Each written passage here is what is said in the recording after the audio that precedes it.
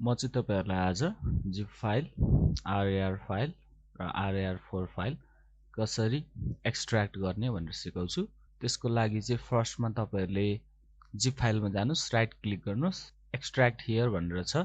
Extract here भन्ने option आएको छैन भनेपछि यसको लागि चाहिँ तपाईहरुले डाउनलोड गर्न पर्ने हुन्छ।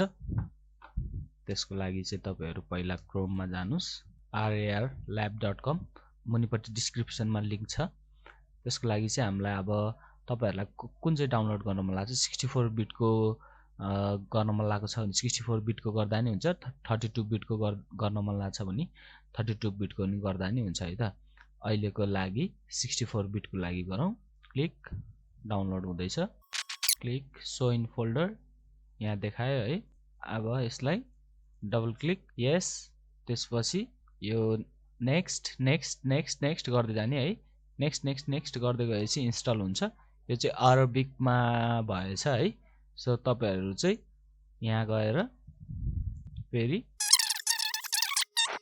इंग्लिश यहाँ छ है, इंग्लिशमा जानु, 64 बिटमा क्लिक क्लिक गरिसकेपछि डाउनलोड हुन्छ।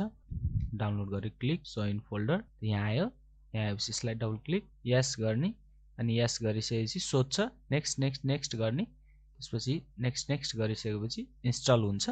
अनि इन्स्टल भइसकेपछि चाहिँ तपाईहरुले जुन कुनै फाइलहरुलाई पनि जिप फाइल डाउनलोड गर्नुभयो भनेपछि चाहिँ त्यसलाई राइट क्लिक गर्नु, अनि त्यसपछि एक्सट्र्याक्ट भनेर देखाउँछ है। एक्सट्र्याक्ट हियरमा क्लिक गरेपछि तपाईहरुको जिप फाइल, rar फाइल चाहिँ एक्सट्र्याक्ट हुन्छ है त।